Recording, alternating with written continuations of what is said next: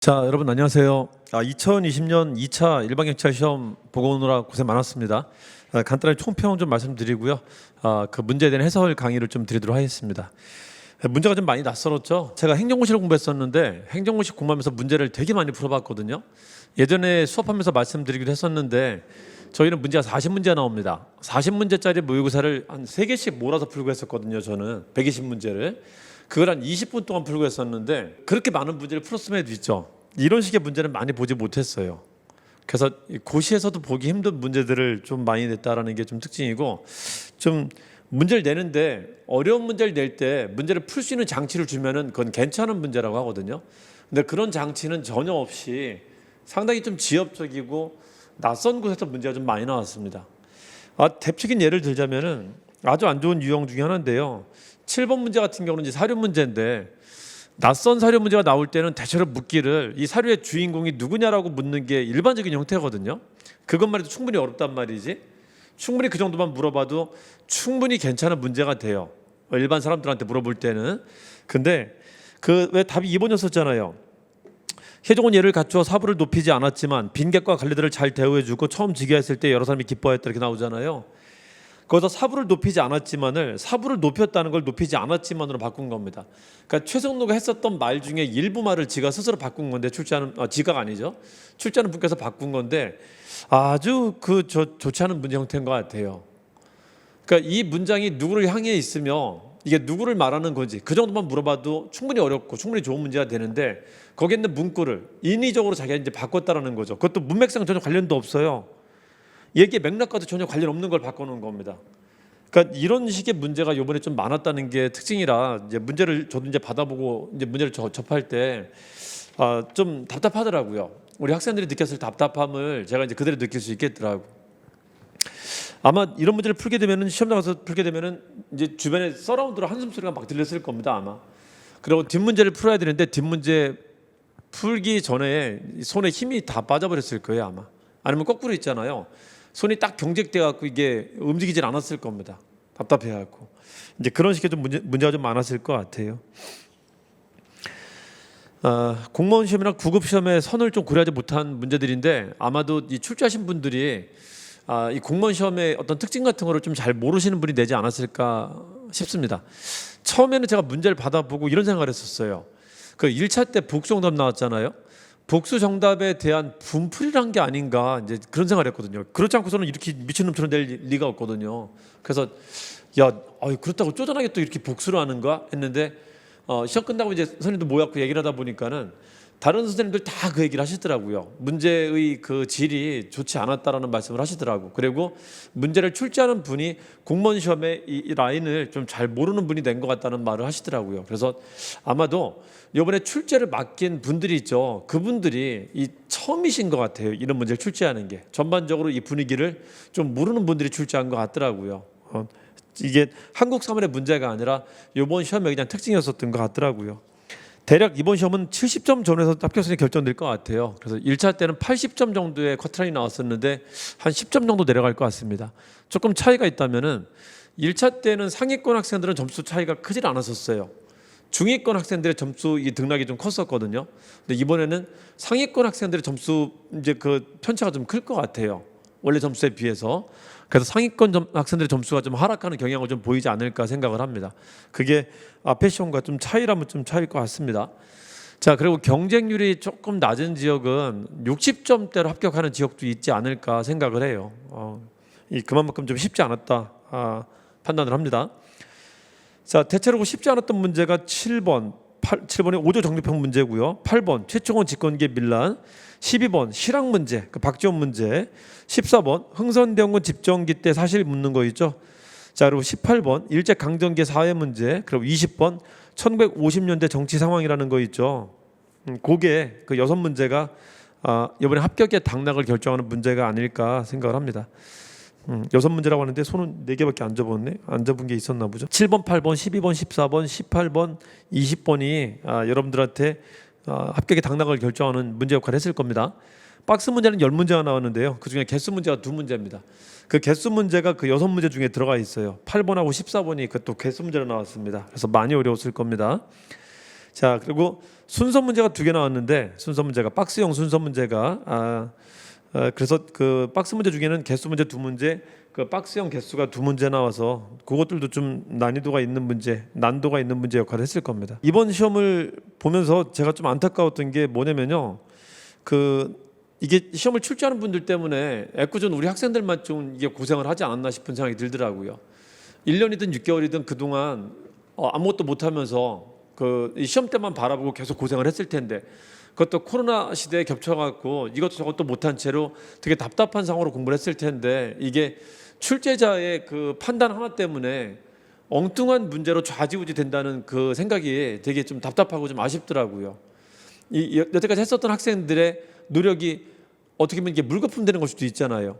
그러니까 노력을 평가받을 수 있는 문제가 되면은 그 평가에 대해서는 정당하게 받아들일 준비가 되는데, 이게 잘한 것과 노력을 하지 않은 것이 구분되지 못하는 문제가 나왔다.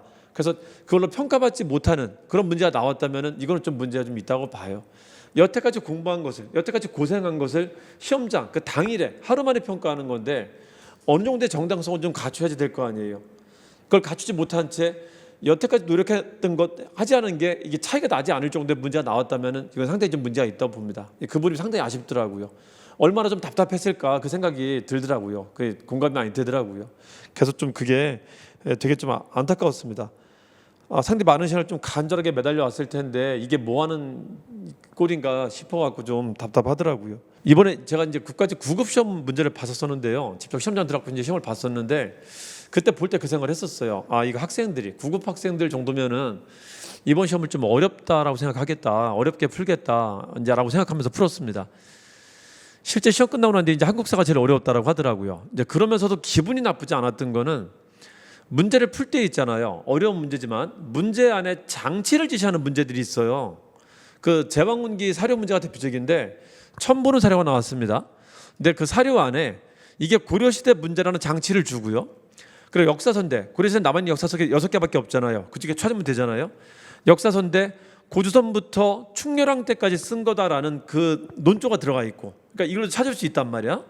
거기다가 중국 얘기하면서 우리 얘기를 하고 있다라는 말을 쓰고 있다라는 거죠. 그러니까 사료관에서 뭔가 찾을 수 있는 제시를 해줘가면서 문제를 어렵게 냈다라는 거죠.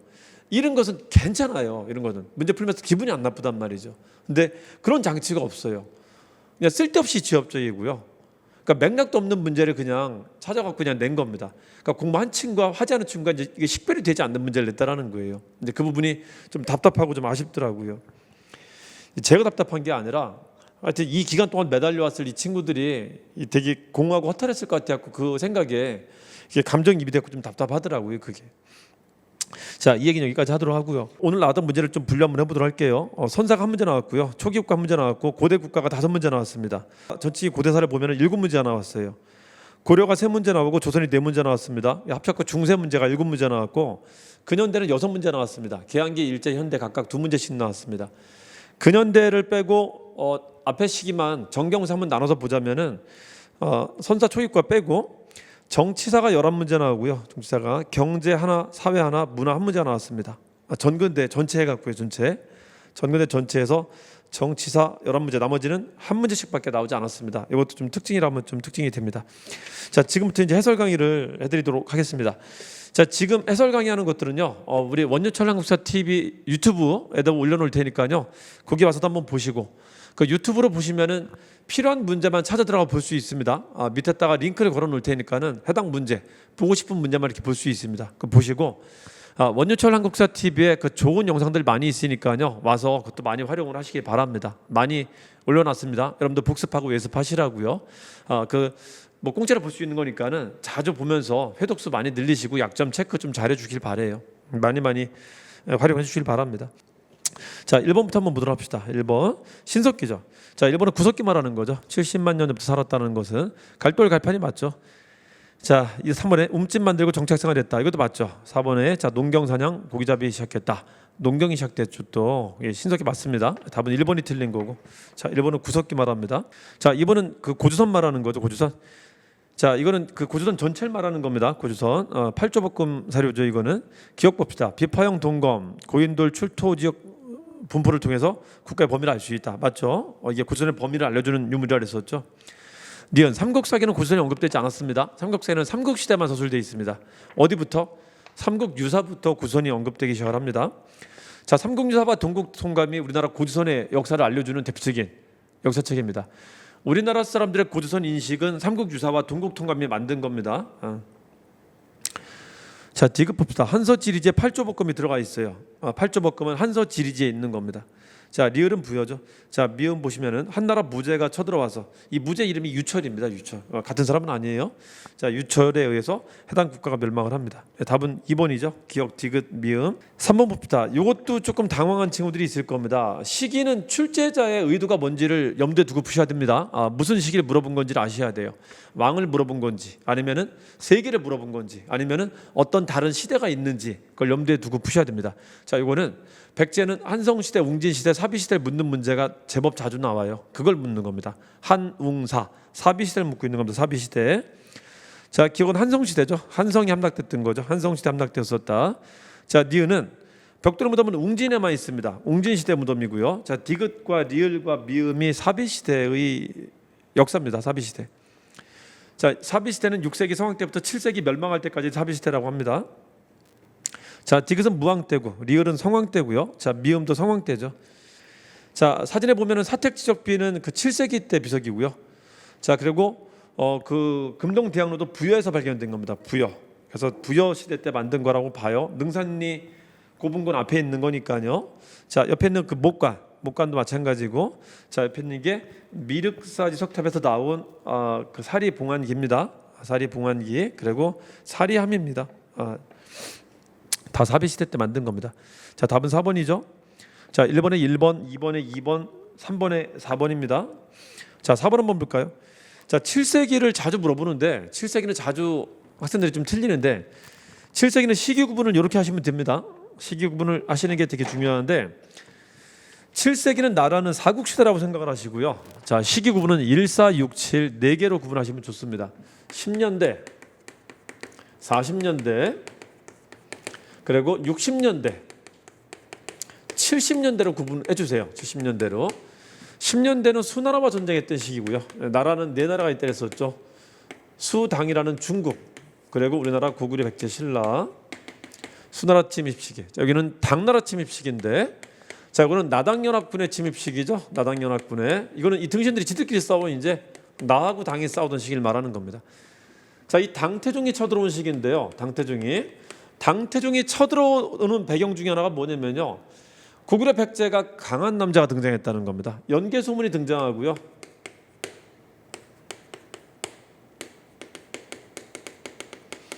자, 백제는 의자왕이 등장해서, 자, 이 두 명의 강한 남자가 신라를 괴롭히던 시기였었습니다. 이때 신라가 당나라한테 도움을 청해왔고 당나라 태종이 쳐들어갈 명분이 쌓였던 시기였었다고요. 명분이. 이게 642년입니다. 자, 의자왕이 왕이 된 건 41년이지만 42년에 친위 쿠데타로 왕권을 강화시킵니다. 그리고 이제 여기를 쳐들어가는데 이때 신라는 여자였었어요. 여자. 그래서 내부적으로도 여왕을 인정하지 않고 있고요. 외부적으로도 괴롭히던 시기였었습니다. 잘 기억해 주세요. 자, 642년이 연개소문의 등장이 뭐의 배경이 됐다고요? 당태종 침입의 배경이 됐다는 거 기억해 주세요. 자, 이때 당태종이 깨져. 이 등신이 못 이깁니다. 자, 그러고 나서 어쩌지 했었는데 신라가 와서 같이 할 테니까 해보겠냐니까는 당태종이 와, 이번에 두 번째 기회가 되겠다 해갖고 신라의 요구를 받아들였다는 거죠. 그게 그 3년 뒤에 있었던 648년의 나당연합입니다. 648년에 당태종 침입 전후 시기 때 연개소문의 등장은 당태종 침략의 배경. 1차 실패하고 나서 두 번째 갈 수 있는 기회가 됐었던 게 나당연합입니다. 그 앞뒤에 있었다는 거 잘 기억해 주세요. 그리고 이게 60년대 침략으로 나타나게 되는 것이죠. 한번 맞춰볼까요? 자, 기억 보시면은 당나라가 평양성을 공격했다. 자, 이거는 나당연합군, 당나라, 고구려 아주 멸망하는 걸 말하는 겁니다. 60년대 전투는 백제 멸망이 660년이고요.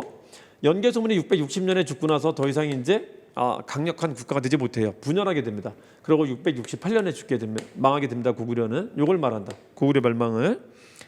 자, 당나라가 매수성 기벌포를 공격했다. 이것 사실은 좀 좋은 편이 아닌데 기벌포에 있었던 당나라 해군을 신라가 공격한 건데요. 봅시다. 이건 675년, 76년에 있었던 나당전쟁기 때 있었던 겁니다. 나당전쟁기 끝을 말하는 거예요. 매수성이 75년. 매수성은 연천쯤으로 봅니다. 기벌포가 76년 당나라 해군이 정박하고 있었던 그 지역을 공격하면서 이제 마지막 전투였다라고 합니다. 맥이라고 하죠. 맥이 이걸. 이거는 70년대 나당 전쟁을 말합니다. 자, 안시성 공격이 뭐죠? 이게 당태종의 침입을 말하는 거죠. 당태종. 자, 백제 대야성 공격이 뭐죠? 자, 이 머슬람이 등장하고 나서 신라를 괴롭히던 사건 중에 제일 대표적인 게 이겁니다. 대야성. 경상도 합천까지 갔다는 거죠. 자, 그리고 둘이 합쳐갖고 공격하네. 이걸 당항성 전투라고 해요. 자, 신라 입장에서는 아주 대단했던 전투입니다. 대단했던. 대당 잘 기억해 두세요. 이게 뭐의 배경이 된다? 당태종 침략의 배경이 되는 겁니다. 자, 리을은 642년, 디귿은 645년입니다. 자, 미음은 610년대 말하는 거고, 최초는 598년에 있었고요. 그 뒤는 612년, 13년, 14년에 있었습니다. 자, 비읍 신라 황석번 공격은 백제 멸망을 말하는 거죠. 660년을 말합니다. 660년. 답은 2번이죠. 자, 5번 한번 볼까요? 5번. 발해 삼성육부 5경 15부 60이죠. 맞죠? 자, 고구려 문화 토달의 당 문화 받아들였다. 맞습니다. 자, 3번에 보시면 발해 문항은 문물, 당의 문물을 받아들였다. 맞죠? 자, 연호는 어떻게 되죠? 끊어진 인대를 중건했다라고 합니다. 끊어진 인대를 중건했다. 자, 우리 발해 왕들은 5명만 기억하면 되죠. 천통, 이거는 하늘을 이었다. 첫 번째 왕을 말하는 거고요. 대, 무, 문, 성, 선, 이 5명이 제일 잘 나오죠. 이 사람들이 연호입니다. 자, 여기서부터 뭐 쓴다고? 흥 쓴다 그랬었죠. 흥. 크게 흥했다. 다시 한번 흥하겠다. 이게 안 됐어. 1년 만에 뒤집니다. 그래서 이번에 내가 그럼 흥할게 하면서 한 게 건흥이라고 한 겁니다. 건흥. 인대중건, 천통, 인대중건. 건흥은 선왕 말하는 겁니다. 자, 4번에 유득궁이 발해고에서 남북국을 처음 얘기했었다. 맞죠? 자, 6번 보세요. 자, 신라 중대가 되든 하대가 되든 간에 육두품은 신분상 절대 뭐가 안 된다. 짱이 되지 않습니다. 신분상 절대 짱이 되지 못합니다. 이거는 하대도 마찬가지고 중대도 마찬가지입니다. 최고 지위에 오를 수는 없다. 답은 1번이죠. 자, 2번 보시면 선종 들어왔다. 3번 태조환경 불교를 지원했다. 훈요 10주에 불교를 숭상하라는 말이 있습니다. 자, 4번에 보시면 고려 초에 북진영제 추진했다. 맞죠? 네, 국호 자체를 고려로 택했단 말이에요. 고구려 옛 땅을 되찾아 주겠다는 약속을 하고 만든 국호입니다. 자, 7번 이제 최상급 문제죠. 자, 태조 정사에 부지런했다. 자, 2번 혜종 예를 갖췄다. 사람들을 예로 대우했다.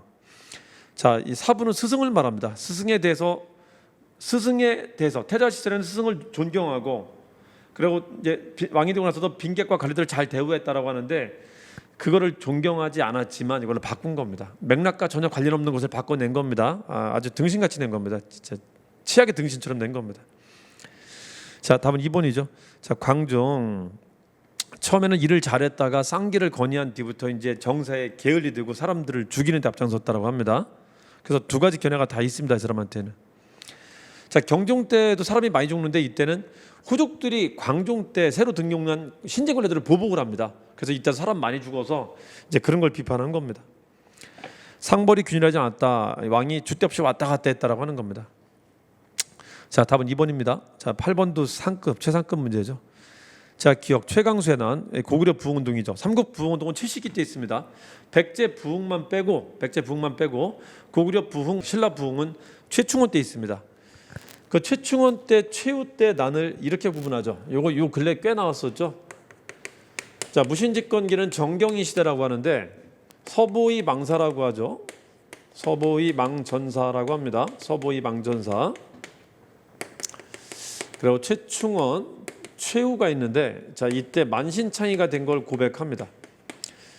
최충원이 밀란을 강경하게 진압해갖고 상당히 수그러들었다가 다시 막 터져 나오게 돼요. 다시 막 터져 나오게 됩니다. 자, 이때 백제 부흥운동이 있었다. 만신창이 된 걸 고백했다.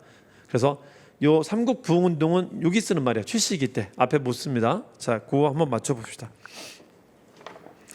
최강수의 난이 고구려 부흥운동을 말합니다. 이연년 형제단은 이거 앞에 우리 경찰 시험에 나왔던 거죠.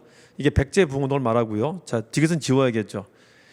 김삼이 효심난이 이겁니다. 이거 서북민의 밀란, 김보당난, 서경유수 조이충의 난, 망이 망수의 난, 공주 명학수 망이 망수의, 전주 군인과 관노의 난, 김삼이 효심난입니다. 김삼이 효심난의 잔당들이 신라 부흥운동으로 이어지는 건데 그 중에 하나가 이비패자의 난이라는 거예요. 그 중에 하나. 그래서 이것도 신라 부흥운동 중에 하나로 보는 겁니다.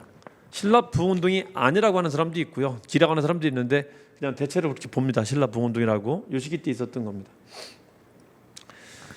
자, 그래서 니은은 맞고요. 신종 5년에 1202년에 있었던 것이고, 자, 김삼이 흉나는 이음인 때 있었던 겁니다. 이음인과 연결된 난이라고도 하죠. 이거는 처음으로 두 지역이 연합한 난이라고도 하고요. 자, 미음에 광명개발의 난이라는 거 있죠. 광명개발. 이거는 신종 3년에 있었던 겁니다. 1200년에 합천에서 난 건데, 그 합천 근처에 있었던 부국민이 진주에 있었던 토호들이 백성들 하도 괴롭히니까요, 진주 사람들이 얘들한테 부탁한 거였었어요. 얘들 좀 잡아달라고. 그래서 광명개발이 진주의 토호들을 잡으러 가는데 이 토호들한테 완전 발린 사건입니다. 그래서 무슨 난이라고는 하는데 성과를 낸 건 아니고요, 난이라고 일으켰다가 그냥 완전 발린 사건입니다. 그걸 광명개발의 난이라고 합니다. 정방의 같은 그 진주의 토호들을 치려고 했다가 오히려 크게 당했던 사건입니다. 자, 비읍의 전주 관노에 나는 경대승 때 있었던 것이고요. 그 답은 기역과 니은과 미음이 맞습니다. 기역과 니은과 미음이 답은 2번입니다. 그래서 우리 왕은 이렇게 구분하죠. 왕은 명종으로 바꾸죠. 의종에서 명종이 쭉 갑니다. 언제까지? 여기까지 쭉 갑니다. 그리고 신, 희, 강, 고까지 얘한테 나타나요. 그래서 최충원 때는 명종으로 시작해갖고 고종 때까지 가는데, 신종, 희종, 강종은 최충원 때만 존재하는 왕이에요. 최충원 때만. 그리고 고종이 또 쭉 갑니다. 고종이 쭉 가다가 우항의 끝나고 김준 등장했을 때 고종에서 원종으로 바뀌게 됩니다. 시기 구분하는데 사용하라 그랬었죠. 왕 이름 정도는 그냥 시기 구분에 사용하는 정도로만 아시면 됩니다. 그래서 니은하고 미음이 신종 때 있었던 난입니다. 자, 답은 2번이고요. 자, 9번 한번 볼까요? 자주 나오는 사료죠. 첫 번째 줄 변발을 하고 호복을 입고 전상에 앉아 있었다. 자, 두 번째 줄 이연중이. 자, 다섯 번째 줄 보시면은 여섯 번째 줄 변발과 호복은 선왕의 제도가 아닙니다. 전하께서는 본받지 마십시오라고 했더니 아이고 그러냐 잘했다면서 벗어버렸다라고 하죠. 이게 국민왕의 반원 정치를 상징적으로 보여주는 사료입니다. 국민왕 말하는 거죠. 자, 최영이 요동정벌을 참여한 적은 있지만요, 국민왕 때도 이걸 추진한 건 아닙니다. 최영이 주도해서 추진한 것은 우왕 때를 말합니다. 우왕 때. 홍건적은 무조건 국민왕 때만 존재하는 단어죠. 홍건적 뜨면 국민왕 때만 씁니다. 친명정책을 추진했다. 친명정책. 이게 우왕 때 가면 다시 친원정책으로 돌아서게 되죠. 자, 정방 폐지했다. 맞죠? 답은 1번입니다. 자, 10번 한번 볼까요? 10번도 참 병신 같은 문제 중에 하나인데요. 문제를 정확하게 제시를 해야죠. 문제는 출제했으면 출제하는 사람이 책임을 져야 되는 부분이 있는데 문제의 구체성이 좀 있어야 돼요. 물론 거기에 문제의 약간 모호성이 있다 하더라도 이것도 시험에다 해갖고 내는 경우도 있는데 가급적이면 그걸 줄이는 게 좋은 문제입니다. 근데 이거는 줄이는 것과 무관하게 좀 문제가 그냥 그 구체성을 좀 배제한 문제입니다. 기엇 왕과 니은 왕식에 일어난 사건으로 적절하지 않은 것 하는데 기엇 왕과 니은 왕이 다르잖아요. 거기에 제시문은 기엇과 니은을 제시하지 않고 그냥 기엇과 니은에 포함만 되면 된다로 낸 거라 좀 구체성은 좀 떨어집니다. 문제를 내는데. 자, 첫 번째 사례 봅시다. 의정부의 서사를 나눠서 육조에 계속시켰다. 자, 두 번째, 의정부를 혁파할 생각까지 있었다면 누구라고요? 태종이라 그랬었죠. 태종. 자, 두 번째 봅시다. 두 번째, 이거를 이게 이 왕을 상징하는 게 아니라 그냥 그 왕실록에 들어갔었던 문구에 불과한 건데 마치 이 왕을 상징하는 것처럼 낸 거는 참 진짜 이거는 정말 진짜 좋지 않은 문제 형태입니다. 그냥 있잖아요. 그 왕의 치적으로 드러낼 수 있는 것을 물어본다면은 왕대사로 내는 게 이해가 돼요. 근데 그냥 그 왕 때 있었던 일 중에 하나야. 그냥 그 왕 때 있었던 쭉 이어지는 사회 현상 중에 마침 그때 기록된 거야. 그걸 그 왕의 전부의 특징처럼 그냥 그 왕을 이게 어느 왕 때 나왔었던 이야기게라고 내는 거는 정말 병신 같은 문제입니다. 병신 같은. 세종실록에 기록된 말입니다. 이게 세종실록에 한정되는 말은 아니잖아요. 이 활동들이. 그렇죠? 근데 이거를 마치 그냥 세종실록에 한정되는 말처럼 그 실록에 있었다고 그냥 세종으로 낸 겁니다. 정합성이 상당히 좀 떨어지는 문제입니다. 너무 출제하는 분들이 문제 실력이 좀 많이 떨어지는 것 같아요. 제가 생각하기에는 10번 문제를 최악의 문제로 꼽는 문제 중에 하나입니다. 이번 문제 중에 1번은 세종이죠. 자, 이번에 저와는 태종이고 조선통보는 세종입니다. 3번에 세종이고요. 자, 4번에 태조죠. 태조. 그 지문 자체는 좀 쉬웠기 때문에 큰 문제가 되지 않았는데요. 문제 자체는 썩 좋아 보이진 않습니다. 자, 답은 4번입니다. 자, 11번 한번 볼까요? 11번. 누구는 누구의 아들이다. 디귿께서 종통의 중요함을 위해서 나를 효장세자 아들로 말했었다 하면서 이제 그 말을 이제 풀고 있는 겁니다. 자, 나는 사도세자의 아들이다라는 말로 취임 일성을 한 사람이 있어요. 취임 일성을 다른 사람 아들로 양자로 입적시켜 갖고 왕이 되게 했는데 그걸 스스로 이제 번복한 겁니다. 영조가 있죠. 자기 아들을 죽이고 이제 원래 아들이 있었습니다. 효장세자라고 일찍 죽어요. 자, 이 사람이 아빠에 의해서 죽다 보니까는 영으로 죽었잖아요. 그러니까 이제 반역 죄인입니다. 그 죄인의 아들은 왕이 될 수 없어요. 그러니까 아들은 죽였지만 손자는 지켜주겠다고 이 사람 아들이었었던 정조를 여기를 입적을 시킨 겁니다. 입적을 시켜갖고 왕을 할 수 있게 해준 거예요. 그래서 아들은 죽였지만 손자는 지켜줍니다. 근데 이 정조가 왕이 됐을 때 무슨 말 하냐면요. 나는 이 사도세자의 일에 대해서는 누구도 언급하지 말라 그랬었어요. 자기가 그 엄히 다스린다고요. 근데 왕이 죽고 정조가 왕이 되자 그 얘기를 즉위하자마자 바로 한 겁니다. 바로 나는 사도세자의 아들이다. 아주 유명한 말입니다. 이게 취임식에서 취임일성으로 했었던 말입니다. 취임일성으로. 자, 기억은 나는 할 때 기억은 정조만 하고요. 니은은 사도세자. 이 사람 왕이 안 됐기 때문에 왕의 업적은 존재하지 않죠. 자, 디귿은 영조를 말합니다. 영조. 자, 니은은 효장사다도 키워드로 보시면 되고요. 효장세자 아들로 입적시켰다는 것도 키워드로 보시면 되고. 자, 1번 보시면 금난정권 폐지했다. 맞죠? 이걸 신해통공이라고 하죠. 자, 2번은 영조죠. 2번은 디귿이라고 해야 되죠. 3번은 정조입니다. 기억이라고 해야 되죠. 4번에 자, 이 사도세자는 왕이 돼갖고 무슨 정책을 핀 사람이 아니에요. 자, 4번에 기억과 디귿이 당평책을 실시한 것이죠. 자, 이 사료는 조금 어려웠어도요. 문제 지문만 보고 나면 누군지 알 수 있습니다. 지문에서 한정을 해줘갖고 어느 정도 유추할 수 있게 해줬습니다. 답은 1번입니다. 자, 12번 한번 볼까요? 다음 내용을 주장한 사람하고 나오죠. 자, 옛날에 백성에는 4가지 부류가 있었다. 그걸 산원공상이라고 한다. 산은 오래되었다. 자, 이 사료를 보자면요. 살을 되게 높인 것 같아요. 그리고 농공상을 사보다 이제 아랫사람으로 말하는 것 같아요. 이렇게만 보면은 이게 어떻게 실학자의 글이지 그런 느낌이 들 수 있습니다. 자, 이 박지원의 관홍소추라는 글에서 나오는 내용인데요. 이 말의 취지는 뭐냐면은 우리나라 농공상이 잘 안 되는, 농공상에 망한 이유가 뭐냐면은 선비들이 실학을 하지 않아서 그런 것이다라는 것을 이제 에둘러 얘기를 하는 겁니다.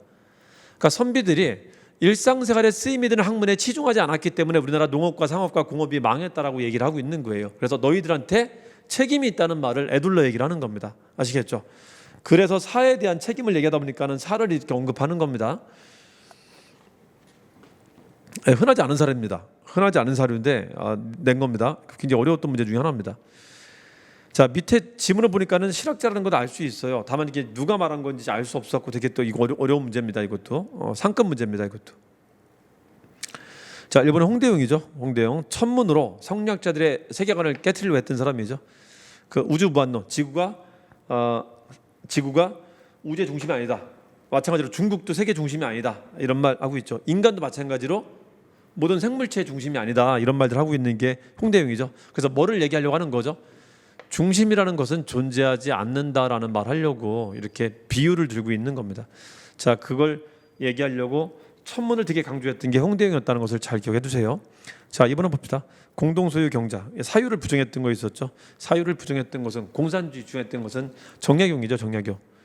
공산주의를 가고요. 노동력에 따라 수확량만 노동력에 따라서 분배한다 하는 게 정약용의 여전론입니다. 3번은 박제갑니다. 절약보다 소비를 권장한다. 4번에 농업 생산력을 높이는 데 관심을 가졌다. 일단 중상이죠. 그러면은 화폐 유통의 필요성 주장했다. 그럼 박지원이죠. 박지원. 박지원이 맞습니다. 답은 4번입니다.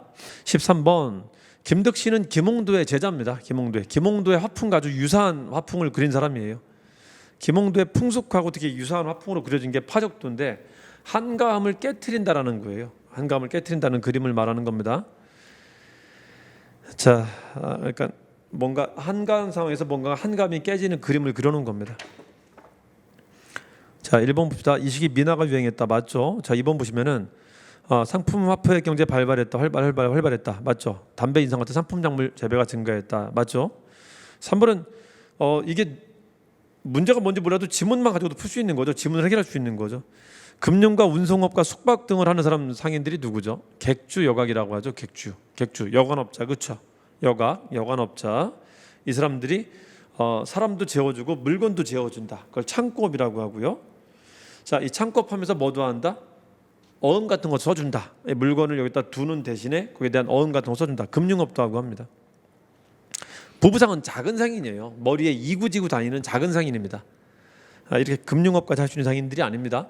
그래서 한때는 자, 우리나라에서 금융업을 키워서 그래서 만약에 은행을 만든다면은 만들 수 있는 상인이 누구였을까?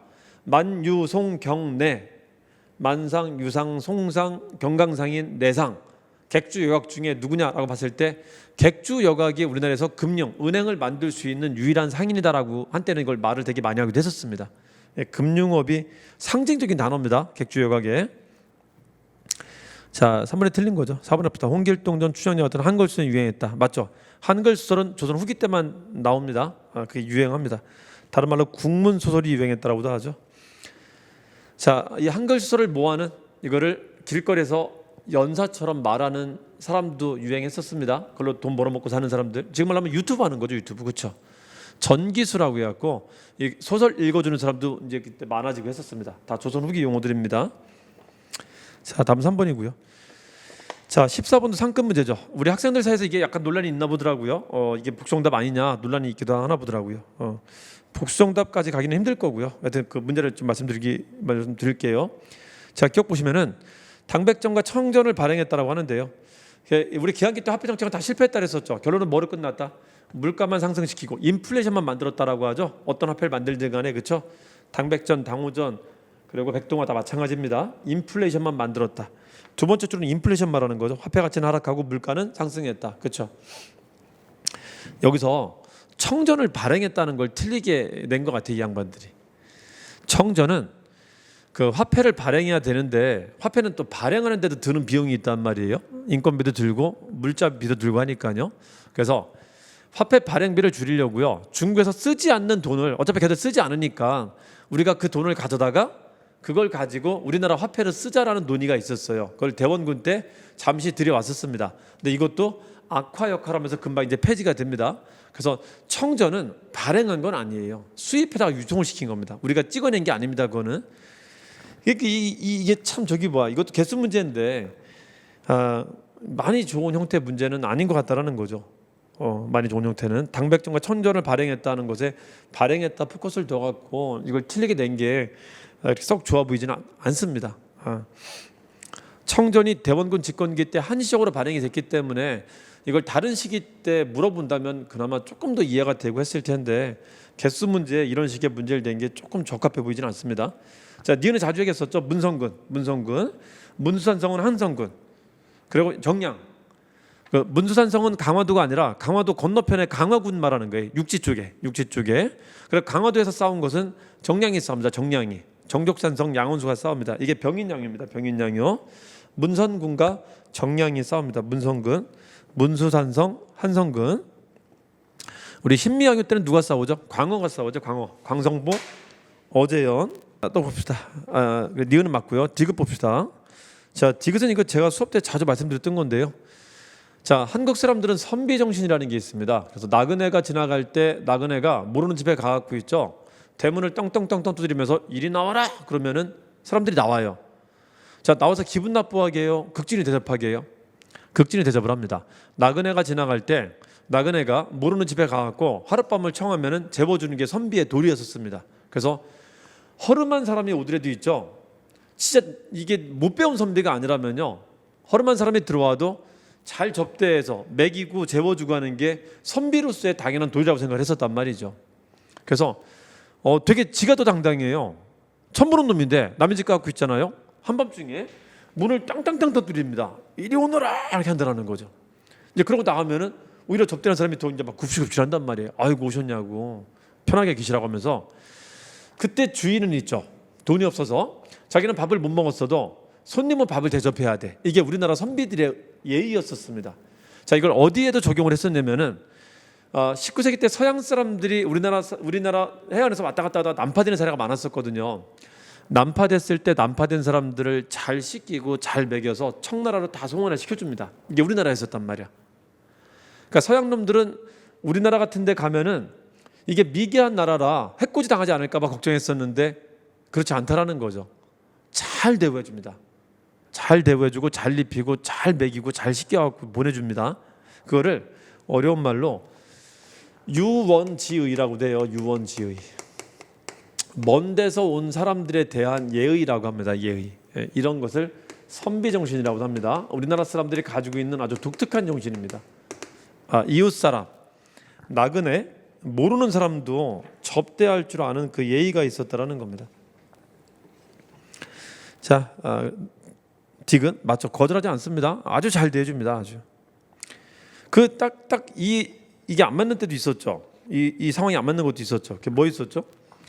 인조반정 이후에 그 꼴통들이 집권했을 때 있잖아요. 인조반정 이후에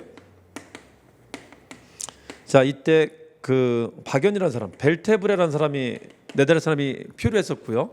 자 이때는 하멜 일행이 필요했었는데 자 요때는 안 보내줬거든. 얘들이 일본으로 보내달라고 부탁했었지만 안 보내줬단 말이에요. 자 그땐 이유가 뭐냐면은 청나라하고 사이가 너무 안 좋기 때문에 서양 사람들이 우리나라에 드나들었다는 소식이 알려지면은 청나라 놈들이 이상한 해코지할까봐 그것 때문에 좀 피했던 겁니다. 자 그리고 얘들을 통해서 청나라하고 지금 대립하는 중인데 청나라하고 싸울 수 있는 무기 같은 걸 좀 얻을 수 있지 않을까 해갖고 했었던 겁니다. 이게 좀 컸었어요. 청나라가 알게 되면은 혹시 우리가 꿍꿍이 뭔가 속셈을 가지고 있는 걸로 청나라가 오해하지 않을까 때문에 이걸 좀 속였었던 것이고 이게 통상적인 사례가 아닙니다. 안국 사람들의 통상적인 사례는 이랬었습니다. 잘 기억해 두세요. 자, 리얼 봅시다. 우리 동학의 교주는 제시카라고 하죠. 최재우, 최시영, 제시손, 손병희가 3대 교주. 1대 최재우, 2대 최시영, 3대가 손병입니다. 제시손, 최재우가 맞죠? 교주. 혹세무민 처형당했다. 1864년 대원군 집권기 때 처형당하고요. 자, 이필제단이라는 게 제가 고시 공부할 때 나왔었던 문제인데요. 그때는 좀 제법 냈던 겁니다. 경상도 지역에서 이필제라는 사람이 난을 일으켰었어요. 이때 동학이 처음으로 여기에 연계가 됐었습니다. 동학이. 최시영이 이때 연계됐었다가 동학이 그때 크게 피해를 보고 난 뒤에 최시영이 1894년 동학 난 때는 그때는 굳이 참여하려고 안 했었던 거예요. 그래서 전라도 쪽에 있었던 남접은 이미 상당히 정치화되었고 참여했었지만은 충청도에 있었던 북접 있죠. 그 본부 있잖아요. 본부 사람들은 동학교도가 전라도 지역에 있었던 밀란에 참여하는 것을 되게 비난했었단 말이야. 이때 경험이 되게 커갖고 그랬던 겁니다. 그때 큰 피해를 봤었기 때문에. 자, 이거를 이필제의 난이라고 합니다. 이필제의 난. 자, 이 대원군 집권기 1871년에 있었던 겁니다. 1871년. 자, 미음에 자 대원군 시기 때는 온갖 나라들이 다 와서 통상을 요구하는데 다 물리쳐 보내죠. 제일 대표적인 게 병신이죠. 병인 이거는 프랑스고요. 신 이건 어디죠? 미국이고. 이 사이에 오페레토 사건이 있었죠. 이건 어디죠? 독일이죠. 또 누구도 있었냐면은 우리랑 국경을 접하는 러시아, 일본도 이때 있었어요. 다 거절합니다. 너도 싫어? 자, 그중에 일본은 외교 문서를 우리한테 보냈는데요. 외교 문서가 건방지다라고 해갖고 외교 문서 자체를 접수를 안 했습니다. 그 외교 문서를 두 글자로 서계라고 해요. 서계. 자, 여기에 일본 왕은 천황이라고 쓰고 있고요. 우리나라 왕을 왕이라고 써갖고 아랫사람 취급했단 말이에요. 그래서 그걸 받아들이지도 않았었습니다. 그래서 국가 간의 외교의 결례라고 하면서 일본들 사이에서 조선을 정벌하자는 논의가 있었어요. 저때 그걸 정한론이라고 합니다. 대원군 시기 때입니다. 1870년 전후 시기 때 있었던 겁니다. 그 정한론을 주창할 때 그걸 가장 과격하게 주장했었던 게 사이고 다카모리라는 놈이었습니다. 사이고 다카모리. 자, 미음도 맞습니다. 답은 니은하고 리을하고 미음이 답이 됩니다. 답은 2번이죠. 그래서 아마 기억 때문에 이의제기 문제를 좀 제기하는 분들이 있을 건데 이 출제자 입장에서 좀 변명을 하자면요. 청전은 그 발행된 건 아닙니다. 그래서 아마 그거는 하지 않는 게 좋을 겁니다. 크게 관련되지 않습니다. 그 혹시나 하시는 분들이 있다면 참고를 해주시기 바랍니다. 자, 14번은 2번이고요. 자, 15번 한번 볼까요? 15번 보시면은 대개 적은 천한 노비들 구성되어 있었다. 세 번째, 너도 양반이냐? 가슬 빼앗아 쪄버렸다. 자, 주인을 협박해서 노비문서를 불태우고요. 자, 다섯 번째, 몇몇은 아예 주인을 결박하고 주리를 틀고 곤장을 때리게 됐답니다. 자, 이것 때문에 주인들이 지레 겁먹고 노비들을 풀어주고요. 노비문서를 불태워갖고 화를 사전에 면하는 사례들도 있었다고 합니다. 이게 언제적 상황인지 아세요? 이게 갑오 농민 전쟁, 동학 농민 운동 당시 때 상황이었었어요. 자, 이거는 거민정 교과서에 나와 있는 사료가 유사한 사료가 있어요. 그 유사한 사료를 끄집어낸 겁니다. 아주 중요하고 제가 이제 모의고사 때 몇 번 냈었던 겁니다. 우리 2단계 때. 자, 1번 봅시다. 동학농민군 대도서를 중심으로 전라도 일대에 직관 설치했다. 1차 농민대적은 전라도에서만 있었던 것이죠. 자, 2번 봅시다. 2차 봉기는 손병희가 이게 이제 북접입니다. 북접이 충청도죠. 북쪽. 남접이 전라도인데 이게 되게 웃기지 않나? 동학이 발생한 건 어디였었죠? 경상도 경주입니다. 경상도 경주인데 동학농민운동 때 활동했었던 거는 충청도하고 전라도 활동한다는 거죠. 물론 전국적으로 나타나는데 주력 지역은 두 지역입니다. 자, 이게 4년 만에 최재호가 죽고요. 혹세무민으로. 자, 4년 만에 2대 교주가 나타나는데 최재호 머슴이었던 사람이 2대 교주가 돼요. 최시영인데 이 사람은 본부를 충청도 충주로 옮기게 돼요. 그래서 이제 거점이 여기가 되게 돼요. 동학의 거점이. 그래서 최시영 때부터는 여기에 거점을 두게 됩니다. 자, 여기에 거점을 두고 전라도도 퍼져 있었고 경상도도 퍼져 있었는데 그중에 전라도 사람들이 이거를 밀란으로 끌고 왔었던 거였었어요. 그래서 초반에는 전라도 지역과 충청도 지역이 대립하는 모양새였단 말이야. 이게 1차 봉기 때는. 자, 그랬다가 2차 봉기 때 일본 놈들이 진압하러 내려오게 되자 같이 움직이게 됐던 겁니다. 2차 봉기 때는. 그래서 이 사람들이 독자적인 행동을 하면서 스스로 남접이라 부르고요. 남쪽 사람들 위쪽에 있었던 충청도를 북접이라 부르면서 이 용어가 나타나게 됐던 겁니다. 원래 있는 용어가 아니라 전라도가 따로 움직이면서 자기를 칭하기를 남접이라 칭한 것이고요. 자, 그러다 보니까 나머지를 북접이라 칭했던 것입니다. 북접이 충청도고 남접이 전라도입니다. 자, 이번은 그 사료랑 관련 없죠. 지문만 보고도 풀 수 있는 거죠. 이번 지문 자체가 잘못된 겁니다. 지문만 보고 풀 수 있는 것이다. 3번에 보시면은 장태라는 게 동학 농민군들이 승리를 거둘 수 있었던 대표적인 무기였었습니다. 그 대바구니 같은 건데요. 대바구니, 아주 커다란 대바구니 같은 걸 만든 겁니다. 거기다가 집 같은 걸 넣어갖고요, 불을 붙여갖고 위에서 이제 굴리는 겁니다. 그래서 밑에 있는 사람들이 불타게 하거나 해서 열악했었던 무기를 농민들이 가지고 있었던 아이디어로 좀 극복했었던 사례입니다. 장태라는 게 동학 농민 운동 때 사용했었던 대표적인 무기입니다. 자, 4번에 보시면은 동학 농민군의 잔여 세력이 나중에 대한제국 시기 때 활빈당, 영학당, 남학당으로 다시 나타납니다. 활빈당, 영학당, 남학당으로 나타납니다. 활빈당은 주로 경상도와 충청도 지역에서 활동했었던 것이고요. 영학당은 전라도. 영학이 아마 이거 영국 학문 기독교 당이라고 이름을 바꿔서 활동한 게 아닐까라고 이제 예측을 합니다. 그래서 이건 기독교를 내세워서 자기의 신분을 속이고 활동했다라고 이제 봅니다. 남학당은 제일 남쪽 제주도에서 있었던 겁니다. 제주도. 그래서 이게 지역별로 구분할 수 있다는 것도 알아두세요. 활빈당은 경상 충청, 영학당은 전라도, 남학당은 제주도. 이걸 구분할 수 있다는 걸 기억해 두세요. 시기는 언제? 대한제국 시기다. 자, 답은 2번입니다. 이것도 참고해 두시고요. 16번 한번 볼까요? 16번 기억인물 경무국장. 지금 말하면 경찰청장 말하는 거죠. 경찰청장. 자, 우리 임시정부의 최초의 경찰청장이라는 거, 최초의 경무국장이라는 거는 이번에 전에 시험에 나왔었죠. 경찰 시험에. 그 다시 한번 응용이 된 겁니다. 다시 한번 응용이 된 겁니다. 1919년이면 뭐죠? 임종 초기네. 1919년 4월에 상해임종이 처음 생기고요. 1919년 9월에는 뭐가 되죠? 연해주와 한성정부, 상해정부 세 개가 통합이 되죠. 그러니까 통합정부 생기기 전이니까 아주 초기를 말합니다. 초기. 그 초대 경무국장을 말하는 겁니다. 자, 1번 참고해 주시고요. 자, 2번 초대 경무국장 맞고, 3번 한인애국단 만들었다 맞죠? 4번에 자, 김구가 1948년에는 중도파로 활동하게 되죠. 그래서 남북한 분리를 막으려고 한다. 남북한을 분리시키려는 움직임은 뭐가 있었죠? 한반도 문제를 유엔에 이관한 것과 50 총선거가 남북한을 분리시키려고 하는 거였었죠. 그게 이제 반대 운동을 전개합니다. 그래서 이분은 어디에 참여할 수가 없었다. 50 총선거에는 참여할 수가 없었습니다. 김구, 김규식 같은 중도파들은 50 총선거에는 참여 못한다. 왜죠? 50 총선거는 단독 선거거든요. 남한만의 단독 정부를 세우는 거거든요. 그 단독 정부를 반대했었거든. 단독 선거 반대하고요. 그래서 김구, 김규식은 초대 선거에 참여하지 않았다. 아주 중요하죠. 아주 잘 나오죠. 그거는. 자, 답은 4번입니다.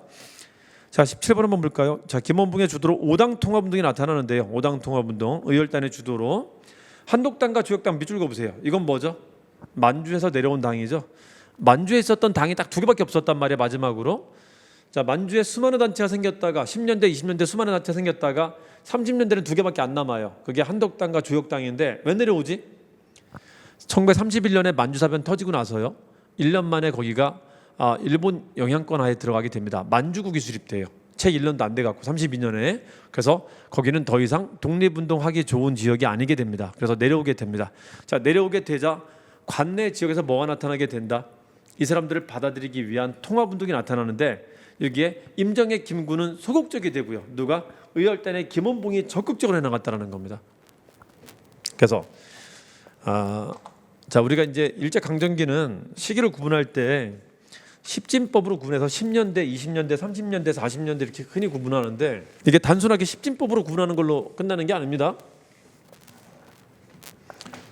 1910년대, 20년대, 1930년대, 40년대가 있는데 편의상 십진법으로 구분한 거고요. 이 사이에는 이걸 가를 수 있는 중요한 사건이 있었습니다. 여기는 3.1운동이, 여기는 세계대공황과 29년에 31년에 만주사변 뒤를 말하는 겁니다. 이 사건 이후에 바뀌었다라고 하는 거고요. 자, 여기는 사실 37년 이후라는 게 더 잘 나오죠. 그중에 하나 더 끝낸다면 40년 이후라는 게 있는 겁니다. 여기는 중일전쟁 이후를 일컬어 갖고 말을 하는 겁니다. 그래서 커다란 사건 뒤에 시대가 바뀌었다는 거 기억해 주셔야 됩니다. 이 만주사변이 큰 영향을 미치는데, 어떤 영향을 미치냐면요, 이제 누구도 일본의 침략을 받은 거죠. 중국도 일본의 침략을 받은 겁니다. 그래서 일본이 이제 누구의 적이다? 공공의 적이 됩니다. 공공의 적이. 자, 그래서 만주사변은 조중연합활동을 촉발시켰다라는 겁니다. 자, 근데 어쩌나 여기가 1년 만에 점령이 됐다라는 거죠. 그러니까 여기 있었던 사람들이 여기로 내려오게 되는 겁니다. 여기 뭐뭐 있었다고? 북만주 한독당, 한독군, 남만주에 조혁당, 조혁군이 있었습니다. 내려오는 겁니다, 이 사람들이. 자, 여기 누가 있었냐면은 의열단계가 있었고요, 임정계가 있었습니다. 자, 근데 임정은 내가 정부니까 너희는 여기로 흡수돼 들어와야 된다는 입장이었어요. 그래서 소극적입니다. 그걸 의열단이 받아준 겁니다. 자, 이 모든 사람들은 만주사변에 대응해서 각자 활동을 전개하는데요. 각자 활동을 전개하는데, 자, 이게 호로군과 쌍성보 대전자 전투를 일으켰던 것이고요. 이건 중국 의용군과, 이건 중국 호로군, 중국 의용군, 명능과 흥경성 전투를 일으켰다는 겁니다. 이게 32년, 이게 33년이죠. 이게 의열단은 뭘 만드냐면요, 지금 누가 내려오죠? 군인 내려오죠. 자, 저 사람들을 받아들이려면 뭘 만드는 게 좋을까요? 군대 학교를 만드는 겁니다. 군대 학교. 그래서 조선혁명 간부학교라는 걸 만들어 갖고 저 사람들을 받아들일 준비합니다. 자, 이것만 봐도 누가 저 사람들을 받아들일 생각이 적극적이라는 걸 알 수 있죠. 얘가 적극적이라는 걸 알 수 있다는 거죠. 자, 이에 비해서 임정은 한인애국단이라는 걸 만들어요. 한인애국단 만들어 갖고 이제 중국과 연합활동을 하기 위해서 우리 정부가 살아있음을 알려주는 사건을 일으키게 됩니다. 자, 이때 활동했었던 사람이 양봉이라고 하는데요, 이봉창, 윤봉길, 32년에 큰 사건을 벌이게 되죠. 도쿄에서 일본 왕 앞에 폭탄 던졌다. 여기는 상해 홍코공원에서 폭탄 던졌다. 그렇죠? 자, 이게 32년에 각자 활동을 한 겁니다. 이게 다 만주사변 이후에 뭔가 다 대응을 했다라는 겁니다. 자, 그러고 이 내려오는 사람은 누가 받았다고요? 이 사람이 받았다는가, 이 사람이. 그래서 여기에 있었던 세 개 좌파 정당과 두 개의 민족주의 정당이 합쳐져 갖고 5당 통합 논의를 전개하게 돼요. 자, 이 5당 통합 논의를 전개하는 과정을 뭐라고 하냐면은 한국 대일 전선 통일 동맹이라고 합니다. 요거는 이제 논의하는 과정을 말하는 겁니다. 그리고 이게 완성된 형태를 뭐라고 하냐면, 이게 결론이 난 걸 뭐라고 하냐면요, 요거를 민족혁명당이라고 하는 거예요. 민족혁명당. 여러분들 통합운동 끝에는 반드시 뭐로 끝난다 그랬었죠? 당으로 끝난다 그랬었죠? 당. 민혁당으로 끝나게 됩니다. 이게 누가 주도해서 통합한 것이다? 의열단이 주도해서 누구를 받아들인 것이다? 만주에 있었던 세력을 받아들인 것을 말하는 겁니다. 이게. 자, 요거는 뭘 말하는 거고? 그 과정을 말하는 것이고, 이 과정을. 아시겠죠? 자, 그래서 의열단 밑줄 그시고 한국독립당, 조선민당 밑줄 그세요. 의열단은 뭐다? 관내에 있는 사람. 자, 뒤에 한독당과 조혁당은 뭐다? 만주 사람이라는 뜻이에요. 만주 사람. 관내에 있는 사람이 만주 사람을 받아들이고 있어요 하면 이 두 개 말하는가? 대일 전선 통일 동맹, 그리고 민혁당을 말합니다. 자, 대일 전선 통일 동맹은 제가 2단계하고 우리 시풀모라는 모의고사에 되게 자주 냈었죠. 거기 상당히 많은 문제가 있습니다. 그래서 그 풀었던 분들은 쉽게 풀었을 겁니다. 쉽게. 자, 2번 봅시다. 우리 이거의 결과입니다. 자, 이거 결과로 중국 정부가 전폭적인 지원을 약속하게 되는데요. 양봉의 결과로. 자, 이 전폭적인 지원 약속이 뭐냐면요, 김구와 더불어 임정 간부들이 어디 들어간다? 중국 군사학교에 들어가게 됩니다. 자, 중국 군사학교 들어갔다가 군사학교에 뭘 만드냐면요, 낙양분규라는 걸 따로 만들어요. 예, 한국인들 위해서. 자, 여기 들어갔다라는 게 임정의 활동입니다. 임정 활동. 자, 낙양분규에 들어갔다. 여기서 간부를 양성할 수 있게 된다. 이게 나중에 뭐가 만들어지는 배경이 되는 거죠. 한국 광복군이 만들어지는 배경이 되는 겁니다. 우리 엊그제가 뭐였었죠? 광복군 창설일이었습니다. 우리 9월 19일에 시험 봤죠. 9월 17일이 한국 광복군이 창설한 기념일입니다. 이거를 우리 국군의 날로 만들자라고 이제 운동하는, 그걸 만들자라고 노력하는 분들이 일부 계세요. 그 독립운동가 후손들이요. 이게 많은 사람들의 공감대를 얻어갈지 어쩔지 모르겠지만 기억은 꼭 해줘야 됩니다. 이게 우리나라에 그 국군의 날로 됐으면 좋겠어요. 저도 개인적으로는요. 기념할 만한 날이 되니까요. 자, 3번이 좀 어이없이 좀 쉬웠죠. 42년 의용군이 생긴 건 맞는데 화북으로 이동하고 남은 병력이 광복군에 합류하는 것은 의용대죠. 의용대는 38년에 설립됩니다. 38년에 설립된 의용대가 일본은 화북으로 이동하고 40년, 41년에 남은 병력이 42년에 광복군에 합류하게 됩니다. 이런 변화가 나타났던 것은 41년에 태평양 전쟁이라는 그 변화가 나타났던 것도 큰 영향을 미칩니다. 자, 다음 3번이고요. 자, 4번 한번 볼까요? 한국 독립군 쌍성자, 그리고 대전자, 한호 쌍대, 그리고 북만주는 좀 춥잖아요. 그래서 뭐도 있었다? 동사입니다. 동사. 동경성 사도하자 전투라는 게 있습니다. 추우니까 동사하죠. 한호 쌍대, 그리고 동사라는 게 있다. 동사. 자, 이거는 오늘 능력감정 시험을 제가 보고 왔는데요. 그것도 시험 끝나자마자 전 세계에서 제일 먼저 정답을 제가 올려줬습니다. 거기에 비슷한 문제가, 유사한 문제가 거기도 나왔어요. 거기도 오늘 같은 날 시험 본 건데요. 여기도 나왔습니다. 또. 자, 다음 3번이고요. 자, 18번 한번 볼까요? 이것도 상급 문제인데요.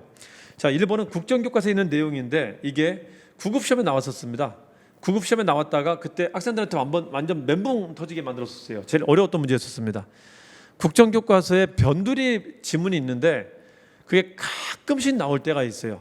그 일반 행정직 시험에서는요. 국정교과서 지문이라 그 나왔던 것을 다시 한번 조금 개량해서 낸 겁니다. 개량 한옥이 부급되었다. 일제강점기 때 좀 바뀐 한옥들이 나와요. 한옥인데 유리를 만든 창이 생기는 것들이 나타나고요. 그 거실 있는 한옥이 나타나고 조금씩 바뀌어갑니다. 이제 짬뽕된, 퓨전된 것들이 나타나게 됩니다. 자, 문화주택이라고 하는 새로운 주택들이 등장하게 됩니다. 자, 2번 한번 볼까요? 조선 농민 총동맹이 결성되었다. 27년이죠, 이게 27년. 조선 노농 총동맹은 24년에 있었던 것이고요. 이것도 오늘 한능검에 나왔던 겁니다. 3번 봅시다. 원래 어린이날은 5월 1일이었습니다. 5월 1일에 어린이날을 처음 만들었다가 이게 근로자의 날과 겹치기 때문에 이게 이제 두 날이 기념일이 겹치니까는 나중에 이거를 5월 5일로 바꾼 겁니다. 나중에. 원래는 5월 1일이 어린이날이었습니다. 우리 수업 때 얘기했었죠. 5월 1일이 어린이날이었습니다. 우리 기본서에 보면 굵은 글씨로 표현되어 있습니다. 5월 1일이. 자, 다음은 3번이고요. 그래서 4번을 봅시다. 토월레가 20년대에 처음으로 신극을 이제 보여줬던 단체입니다. 최초의 근대적인 연극 단체라고 합니다. 토월레가 23년에 유학생들이 국내에 돌아와서 우리 배운 거니까 우리 국내 사람들한테 돌아다니면서 연극을 보여줬어요. 이게 우리나라 최초의 근대적인 연극 공연이라고 합니다. 다음은 3번이고요. 자, 19번 한번 볼까요? 자, 19번은 이렇게 구분해야 되죠. 자, 1945년에 우리 해방되고 나서 3년 동안을 정부 수립과정이라고 하는데요. 자, 정부 수립과정. 이 정부 수립할 수 있는 것을 약속한 게 앞에 카이알프라고 하고요. 카이로 선언, 얄타 회담, 포츠담 선언이 있고요. 자, 여기서 독립을 약속하고, 자, 이 독립이 정부까지 세워줘야지 진짜 독립으로 보는 겁니다. 자, 그것에 근거해서 정부를 세워주는데 이때는 정부 얘기가 구체적으로 나오지 않았기 때문에 해방되고 나서 정부 얘기가 다시 나오게 되는 겁니다. 그게 모스크바에서 처음 얘기한 거예요. 자, 이게 정부 수립을 얘기하게 됩니다. 이제 독립이 아니죠. 얘기가 바뀐 겁니다. 정부 수립으로. 그리고 이 앞에서 얘기했었던 뭐도 신탁통치 때 다시 얘기했던 겁니다. 자, 이 정부 수립할 때 어떻게 하자? 미스공의를 만들어 갖고 현재 실효적으로 점령하는 두 나라가 만나 갖고 일종의 위원회를 만들어 두자는 겁니다. 상설위원회를. 자, 그래서 여기서 회의하자라는 겁니다. 여기서 논의하자라는 겁니다. 여기는 한국인들도 참여시키자 이런 말을 했었고요. 자, 이것에 근거해서 미소공의가 열리게 되는 것이고요. 근데 미소공의가 1차, 2차 열리다가 실패합니다. 특히 2차 사이에는 트루먼 독트린이라는 게 나타나서 나 이제 공산주의 너무 싫어라는 말을 하게 됩니다. 자, 그러면서 이제는 미국이 소련과 같이 협의해서 정부 만드는 것을 폐기하게 돼요. 그 폐기한 것을 한반도 문제 유엔 이간이라고 합니다. 유엔 이간. 7월 내지는 9월 혹은 10월, 11월에 끝났다라고 합니다. 이거는. 자, 그리고 유엔에 넘기는데 유엔에서는 이런 결정을 내립니다. 한반도 문제 유엔이 이관하는데 여기서는 이런 결정을 내립니다. 야, 미소 만나지 마. 만나면 답도 안 나오잖아. 그냥 한국인들이 지들이 스스로 선거에서 뽑으라고 그래. 그걸로 정부 만들라고 해. 그래서 한반도는 선거로 정부를 세운다라는 안이 처음 나오게 돼요. 이게 11월입니다. 9월에 이관되고요. 유엔 총회 결정 11월에 총회 결정이 나오면서 선거로 정부 수립하기로 이제 결정을 하게 됩니다. 자, 이것에 근거해서 48년에 임시위원단, 한반도 유엔 임시위원단이 들어오게 되고요. 자, 이 사람들이 50 총선거할 때까지 남아서 이 선거까지 감시해주고 갑니다. 선거 가능 여부를 살피고요. 살피다가 이게 소련 쪽 북한 애들이 소련하고 북한 애들이 북한 쪽에 못 들어오게 하니까는 가능한 지역만 하는 건 어때요?라고 했었던 게 이제 남한만의 총선거가 되는 거고요. 이제 이걸 총회 결정, 이걸 소총회 결정이라고 하죠. 자, 이것에 근거해서 열리게 된 게 5월 10일에 총선거고, 자, 요거 결정도 얘들이 건의했던 거고, 이 선거할 때 얘들이 남아서 선거 잘하는지 못하는지 그 감시까지 해줍니다. 그게 저들의 행위입니다. 기억 봅시다. 유엔 한국 임시위원단 들어왔다. 남한만의 총선가 실시되었다. 48년 말합니다. 총선은 5월 10일에 있었던 것이고요. 자, 니은에 경자유전을 원칙으로 하는 농지개법 공포했다. 49년에 법이 만들어집니다. 자, 디귿에 이승만은 정읍에서 남쪽만을 정부를 수립하자. 46년에 있었던 것이고요. 50 총선거로 48년 8월 15일에 정부가 수립됩니다. 정부 수립 전이냐 정부 수립 후냐라는 것도 나눠 보셔야 됩니다. 이승만의 정읍 발언은 요거 실패 이후에 나온 겁니다. 우파, 중도파, 좌파라고 할 때 우파 중에 일부가 단독 정부를 처음 얘기한 겁니다. 이것에 놀라서 중도파가 자우합작위원회 만들었던 거고요. 자, 디귿은 46년 6월이고요.